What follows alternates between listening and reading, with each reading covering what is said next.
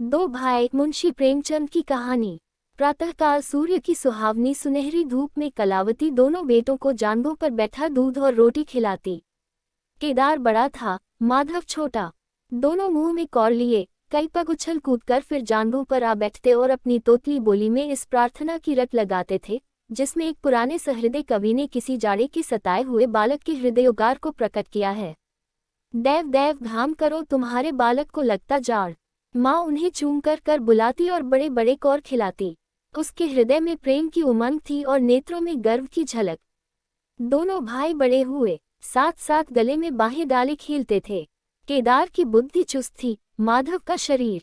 दोनों में इतना स्नेह था कि साथ साथ पाठशाला जाते, साथ साथ खाते और साथ ही साथ रहते थे। दोनों भाइयों का ब्याह हुआ। केदार की वधू चंपा अमित भाषिनी और चंचला थी। माधव की वधू श्यामा सांवली सलोनी रूपराशि की खान थी। बड़ी ही मृदुभाषिनी, बड़ी ही सुशीला और शांत स्वभाव थी। केदार चंपा पर मोहे और माधव श्यामा पर रीझे, परंतु कलावती का मन किसी से न मिला। वह दोनों से प्रसन्न और दोनों से अप्रसन्न थी। उसकी शिक्षा दीक्षा का बहुत अंश इस व्यर्थ के प्रयत्न में व्यय होता था कि चंपा अपनी कार्यकुशलता का एक भाग श्यामा के शांत स्वभाव से बदल ले। दोनों भाई संतानवान हुए। हरा भरा वृक्ष खूब फैला और फलों से लद गया। कुत्सित वृक्ष में केवल एक फल दृष्टिगोचर हुआ, वह भी कुछ पीला सा मुरझाया हुआ, किंतु दोनों अप्रसन्न थे। माधव को धन संपत्ति की लालसा थी और केदार को संतान की अभिलाषा। भाग्य की इस कूटनीति ने शनैः द्वेष का रूप धारण किया, जो स्वाभाविक था। श्यामा अपने लड़कों को संवारने सुधारने में लगी रहती, उसे सिर उठाने की फुर्सत नहीं मिलती थी। बेचारी चंपा को चूल्हे में जलना और चक्की में पिसना पड़ता। यह अनीति कभी कभी कटु शब्दों में निकल जाती। श्यामा सुनती, कुर्ती और चुपचाप सह लेती, परंतु उसकी यह सहनशीलता चंपा के क्रोध को शांत करने के बदले और बढ़ाती। यहाँ तक कि प्याला लबालब भर गया। हिरन भागने की राह न पाकर शिकारी की तरफ लपका। चंपा और श्यामा समकोण बनाने वाली रेखाओं की भांति अलग हो गईं। उस दिन ही घर में दो चूल्हे जले, परंतु भाइयों ने दाने की सूरत न देखी और कलावती सारे दिन रोती रही। कई वर्ष बीत गए। दोनों भाई, जो किसी समय एक ही पालथी पर बैठते थे, एक ही थाली में खाते थे और एक ही छाती से दूध पीते थे, उन्हें अब एक घर में, एक गांव में रहना कठिन हो गया। परंतु कुल की साख में बट्टा न लगे, इसलिए ईर्ष्या और द्वेष की धधकी हुई आग को राख के नीचे दबाने की व्यर्थ चेष्टा की जाती थी। उन लोगों में अब भ्रातृ स्नेह न था, केवल भाई के नाम की लाज थी। माँ भी जीवित थी, पर दोनों बेटों का वैमनस्य देखकर आंसू बहाया करती। हृदय में प्रेम था, पर नेत्रों में अभिमान न था। कुसुम वही था, परंतु वह छटा न थी। दोनों भाई जब लड़के थे, तब एक को रोते देख दूसरा भी रोने लगता था, तब वह नादान, बेसमझ और भोले थे। आज एक को रोते हुए देख दूसरा हंसता और तालियां बजाता। अब वह समझदार और बुद्धिमान हो गए थे।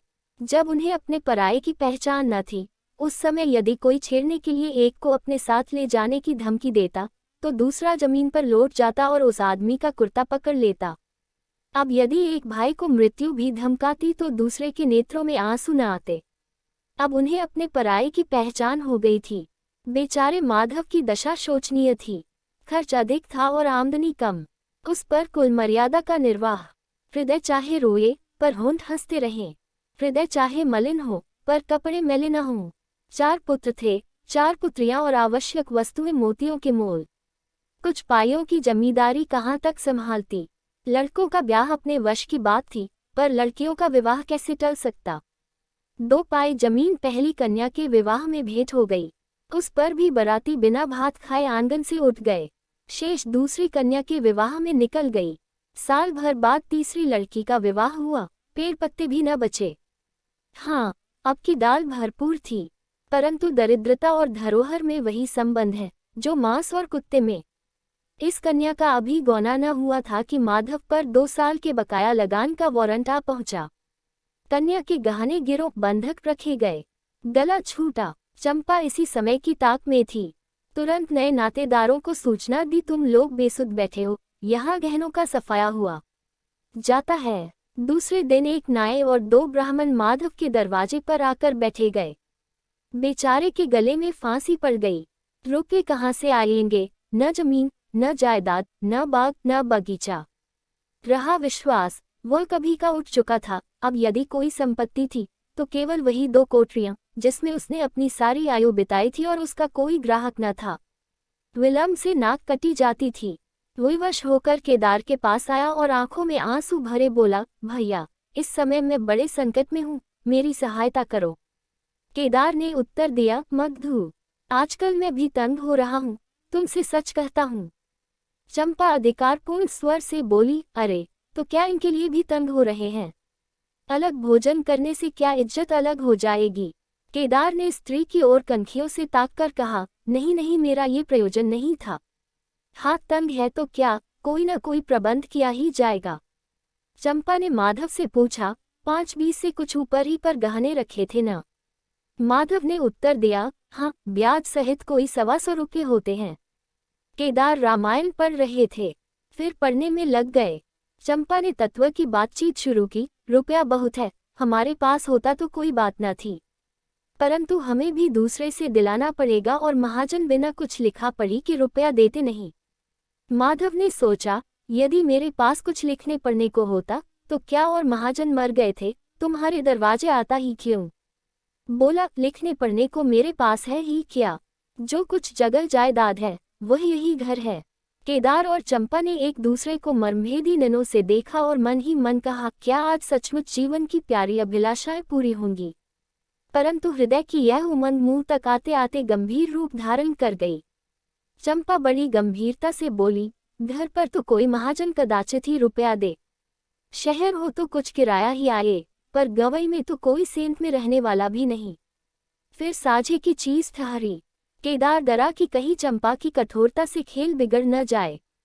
बोले, एक महाजन से मेरी जान पहचान है, वह कदाचित कहने सुनने में आ जाए। चंपा ने गर्दन हिलाकर इस युक्ति की सराहना की और बोली, पर 2-3-20 से अधिक मिलना कठिन है। अब की चंपा ने तीव्र दृष्टि से केदार को देखा और अनमनी सी होकर बोली, महाजन ऐसे अंधे नहीं होते। माधव अपने भाई भावज के इस गुप्त रहस्य को कुछ कुछ समझता था। वह चकित था कि इन्हें इतनी बुद्धि कहाँ से मिल गई। बोला, और रुपये कहाँ से आएंगे? चंपा चिढ़कर बोली, और रुपयों के लिए और फिक्र करो, 125 रुपये इन 2 कोठरियों के इस जन्म में कोई न देगा। 4-20 चाहो तो एक महाजन से दिला दूं, लिखा पढ़ी कर लो। माधव इन रहस्यमयी बातों से सशंक हो गया। उसे भय हुआ कि यह लोग मेरे साथ कोई गहरी चाल चल रहे हैं। दृढ़ता के साथ अड़कर बोला, और कौन सी फिक्र करूं? गहने होते तो कहता, लाओ रख दूं। यहाँ तो कच्चा सूत भी नहीं है। जब बदनाम हुए तो क्या 10 के लिए, क्या 50 के लिए, दोनों एक ही बात है। यदि घर बेचकर मेरा नाम रह जाए तो यहाँ तक तो स्वीकार है, परंतु घर भी बेचूं और उस पर भी प्रतिष्ठा धूल में मिले, ऐसा मैं न करूँगा। केवल नाम का ध्यान है, नहीं एक बार नहीं कर जाऊं तो मेरा कोई क्या करेगा। और सच पूछो तो मुझे अपने नाम की कोई चिंता नहीं है। मुझे कौन जानता है, संसार तो भैया को हंसेगा। केदार का मुंह सूख गया। चंपा भी चकरा गई। वह बड़ी चतुर वाक्य निपुण रमणी थी। उसे माधव जैसे गंवार से ऐसी दृढ़ता की आशा न थी। उसकी ओर आदर से देखकर बोली, लालू, कभी कभी तुम भी लड़कों की सी बातें करते हो। भला इस झोंपड़ी पर कौन 100 रुपये निकाल कर देगा? तुम 125 के बदले 100 ही दिलाओ, मैं आज ही अपना हिस्सा बेचती हूँ। उतना ही मेरा भी तो है। घर पर तो तुमको वही 4-20 मिलेंगे। हाँ, और रुपयों का प्रबंध हम आप कर देंगे। इज्जत हमारी तुम्हारी एक ही है, वह न जाने पाएगी। वह रुपया अलग खाते में चढ़ा लिया जाएगा। माधव की इच्छाएं पूरी हुई। उसने मैदान मार लिया। सोचने लगा, मुझे तो रुपयों से काम है, चाहे 1 नहीं 10 खाते में चढ़ा लो। रहा मकान वह जीते जी नहीं छोड़ने का। प्रसन्न होकर चला। उसके जाने के बाद केदार और चंपा ने कपट भेष त्याग दिया और बड़ी देर तक एक दूसरे को इस कड़े सौदे का दोषी सिद्ध करने की चेष्टा करते रहे। अंत में मन को इस तरह संतोष दिया कि भोजन बहुत मधुर नहीं, किंतु भर कठौत तो है। घर, हाँ, देखेंगे कि श्यामा रानी इस घर में कैसे राज करती है। केदार के दरवाजे पर 2 बैल खड़े हैं। इनमें कितनी संग शक्ति, कितनी मित्रता और कितना प्रेम है। दोनों एक ही जुए में चलते हैं, बस इनमें इतना ही नाता है। किंतु अभी कुछ दिन हुए, जब इनमें से एक चंपा के मैके मंगनी गया था तो दूसरे ने 3 दिन तक नाद में मुंह नहीं डाला। परंतु शोक, एक गोद के खेले भाई, एक छाती से दूध पीने वाले आज इतने बेगाने हो रहे हैं कि एक घर में रहना भी नहीं चाहते। प्रातःकाल था। केदार के द्वार पर गांव के मुखिया और नंबरदार विराजमान थे। मुंशी दाता दयाल अभिमान से चारपाई पर बैठे रेहन का मसविदा तैयार करने में लगे थे। बार बार कलम बनाते और बार बार खत रखते, पर खत की शान न सुधरती थी। केदार का मुखारविंद विकसित था और चंपा फूली नहीं समाती थी। माधव कुम्हलाया और मलान था। मुखिया ने कहा, भाई ऐसा हित, न भाई ऐसा शत्रु। केदार ने छोटे भाई की लाज रख ली। नंबरदार ने अनुमोदन किया, भाई हो तो ऐसा हो। मुख्तार ने कहा, भाई सपूतों का यही काम है। दाता दयाल ने पूछा, रेहन लिखने वाले का नाम? बड़े भाई बोले, माधव वल्द शिवदत्त। और लिखाने वाले का? केदार वल्द शिवदत्त। माधव ने बड़े भाई की ओर चकित होकर देखा। आंखें दबा आईं। केदार उसकी ओर देख न सका। नंबरदार, मुखिया और मुख्तार भी विस्मित हुए। क्या केदार खुद ही रुपया दे रहा है? बातचीत तो किसी साहूकार की थी।